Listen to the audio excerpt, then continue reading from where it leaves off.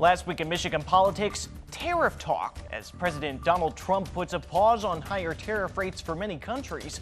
What some believe the impact has already been or may be, and where the power lies. Plus, more candidates jumping into key races here in Michigan, how the field is changing ahead of next year's midterm elections. And state officials pushing back on a federal decision some have felt could leave Michigan schools out millions of dollars. I'm Josh Alburtus, and this is your 13 on your side rundown.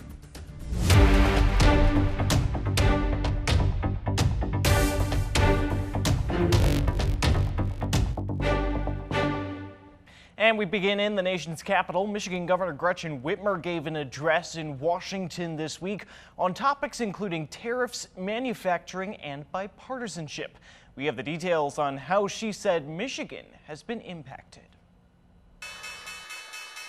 Markets seemingly breathing a sigh of relief Wednesday as President Donald Trump ordered a 90-day pause on expected tariff rates for countries across the globe. Treasury Secretary Scott Bessent telling reporters it was not because of turmoil in the stocks. It's because because of the large number of inbounds. We've had more than 75 countries contact us, and I imagine after today there will be more. The pause came on the same day Michigan Governor Gretchen Whitmer traveled to Washington, giving an address in which she went almost immediately to talking tariffs. I'm not going to sugarcoat it. These last few days have been really tough for Michigan. In her speech, given before the announcement of the administration's pause, Whitmer speaking about the impact the tariffs were set to have on her state in particular. Its reliance on the auto industry meant such a move could impact every corner of the state. Business wants certainty. And right now, when the rules are changing literally day by day, no company is going to be able to invest the hundreds of millions or billions of dollars in many cases. Whitmer reiterating, as she has for months now, that she isn't opposed to the idea of tariffs, even going so far this morning as to say she understood the motivation behind those that were put forth by the president. However, tariffs need to be used like a scalpel, not a hammer. There is a purpose to have tariffs, but the uncertainty that has now been created, the anxiety and the fear, just breeds destruction. Also speaking on the importance of manufacturing, Whitmer continuing a months-long rhetorical theme of a bipartisan approach to reach economic goals. While partisanship seems to have infected every aspect of our lives, and it's exhausting, but our people are not as divided as our politics. We don't always agree, that's for sure. But we move forward together, and that is a source of strength. The changes in tariff policy are causing uncertainty for business owners, we've heard. Many home builders and their customers are wondering what they should do. 13 on your side's Lauren Baker spoke with a West Michigan home builder who told her there's no need to panic yet. The studs and framework in this home in Sand Lake. This is the formal dining room with the taller ceilings. That would be the kitchen. Are up and ready to be plastered and drywall. This is an extremely popular floor plan. President of Stable Homes, John Bitely, says his company has been building homes like this one for years and has seen a lot of economic impacts. It shouldn't be the factor that makes them not buy a home or buy a home. So when Trump announced not only the latest tariffs on countries that typically supply home building materials, but also a 90-day delay, he says his initial reaction to potential home buyers and builders is not to freak out just yet. Let's not panic. Let's not man the lifeboats until we know that there's a problem. One reason he says is because depending on the product, an increase on it won't make a drastic change in the overall price. There's plenty to go around. We're looking at, even if a toilet goes up 25%, it doesn't change the overall the house. And if other products that cost more like lumber do increase, he says companies may either change where they get their products or see how much the tariffs actually cost. His company mostly uses American-made products, and while he says he still uses some materials from out of the country, it's still too early to see what the true impacts will be. We will see some impact. Exactly how much is kind of a wait and see, because some of these countries are starting to negotiate what that could look like. The National Association of Home Building released a statement saying it's expecting the proposed tariffs on China, Canada, and Mexico could rise the cost of materials by more than $3 billion. But Bitely says the real factor isn't the tariffs, it's the lack of housing. Here in West Michigan, we still do not have enough homes, so the market is definitely, there's a demand for homes. They come up for sale, they get sold. Especially in more reasonably prices. Which is why he says if you can build a home, do it before things drastically change. For 13 on Your Side, I'm Lauren Baker. And while many of those higher tariff rates are now on pause, the events of the last week had some asking how Congress plays any sort of role in tariff making. We spoke with a local expert on what federal lawmakers can and cannot do.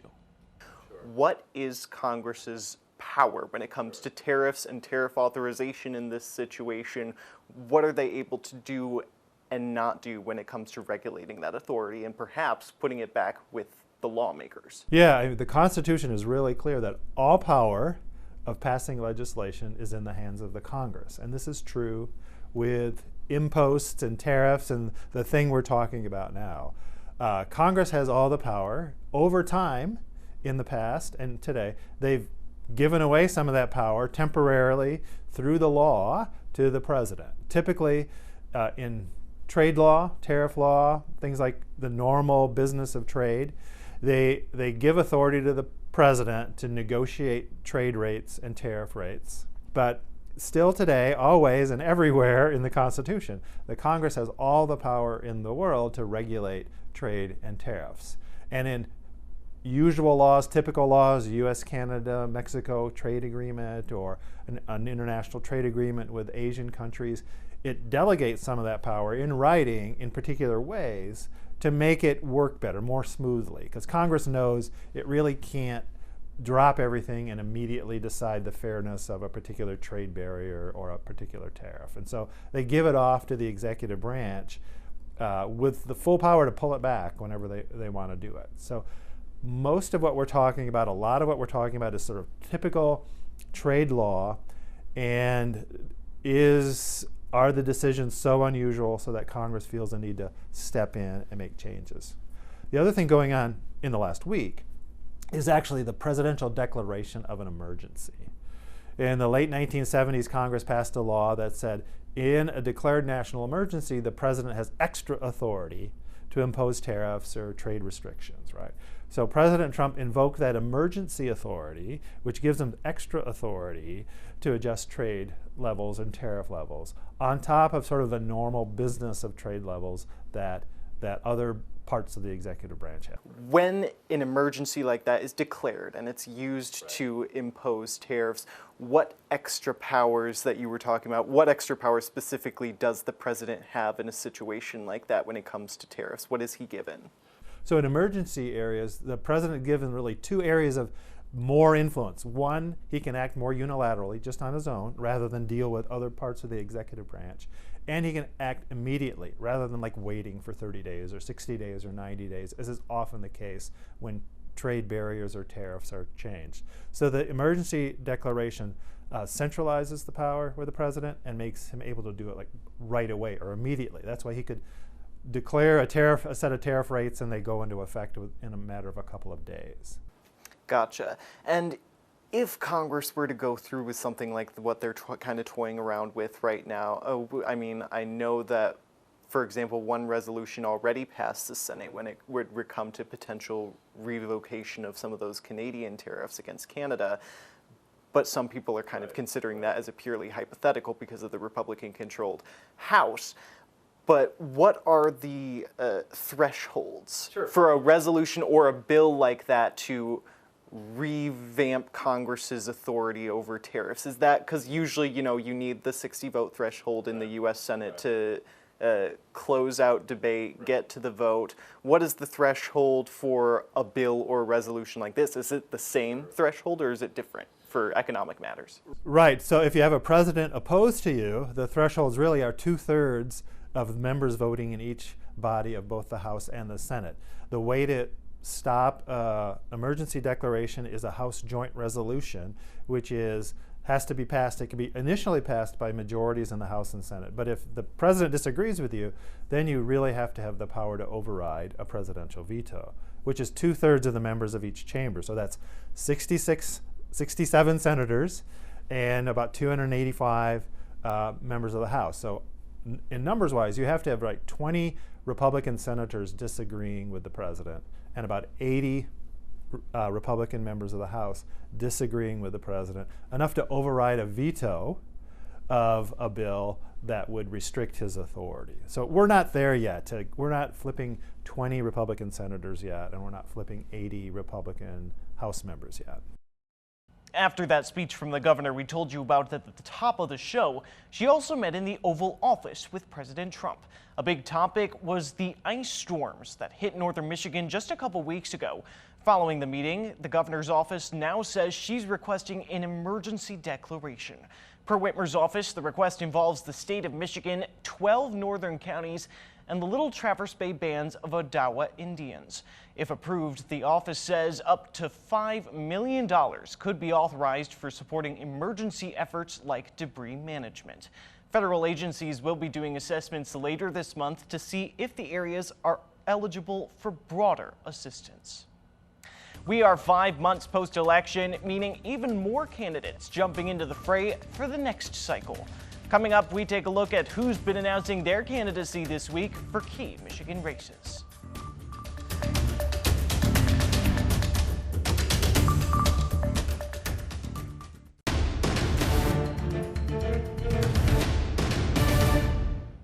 And now your voice, your vote. A new candidate is in the race for Michigan governor. Republican Congressman John James announced his bid this week for 2026. He made the announcement on social media Monday. James represents the 10th district north of Detroit. He gained much of his statewide recognition during unsuccessful runs for U.S. Senate in 2018 and 2020. In his announcement, he says he wants to get Michigan government out of fantasy land and back to common sense. Governor Whitmer is term limited and cannot run again. Other candidates include State Senate Minority Leader Republican Eric Nesbitt and Democrats Secretary of State Jocelyn Benson, Lieutenant Governor Garland Gilchrist, and Genesee County Sheriff Chris Swanson. Detroit Mayor Mike Duggan is also running as an independent. And a familiar name will challenge Republican Congressman Bill Huizenga again for his seat. Former Department of Veterans Affairs attorney Jessica Swartz announced her candidacy this week. Swartz, a Democrat, ran for the 4th district seat against Huizenga in 2024 as well. She says that she decided to run again for this district in southwest Michigan when Huizenga pledged his support for the president's tariffs. Huizenga has been in Congress since 2011. Last week, news broke from the Secretary of State's office of potential non-citizen voting in our state. While the department says the number of potential cases only proves how rare it is, others are saying it's a cause for further answers. The Michigan Department of State said a review that began in December found 15 people who appear to be non-citizens casting a ballot in November. 13, the office said, were referred to the Attorney General's office for possible criminal charges. One other has since died, and the last is still being investigated. Given that the office says this represents 0.00028% of the ballots cast in November, Secretary of State Jocelyn Benson asserting this shows that kind of illegal activity is rare and that these potential cases alone don't justify, quote, recent efforts to pass laws we know would block tens of thousands of Michigan citizens from voting in future elections.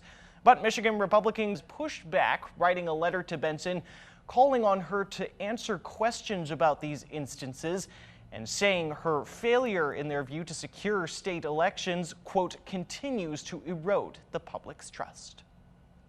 Another top conversation this week in Michigan politics, education. From Capitol Hill to the Michigan Capitol Dome, the latest on how politics could impact education here in Michigan. That's next.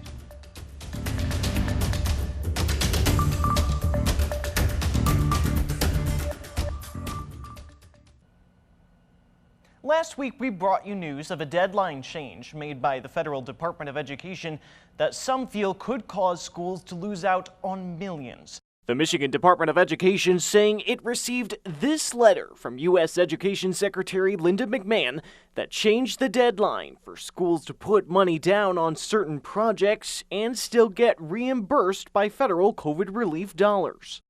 Now, the state attorney general is suing to stop it. Attorney General Dana Nessel's office alleges the deadline was unlawfully rescinded due to, in part, quote, misapplying the criteria for considering extension requests. In a statement to 13 on your side during our initial coverage, an education department spokesperson had said that COVID is over and that it is, quote, past time for the money to be returned to the people's bank account. And as we reported last week, the state superintendent of public instruction is preparing to retire from his current role. Currently, the State Board of Education will appoint the next person to the post. That same board this week denouncing a move that could take that power out of their hands.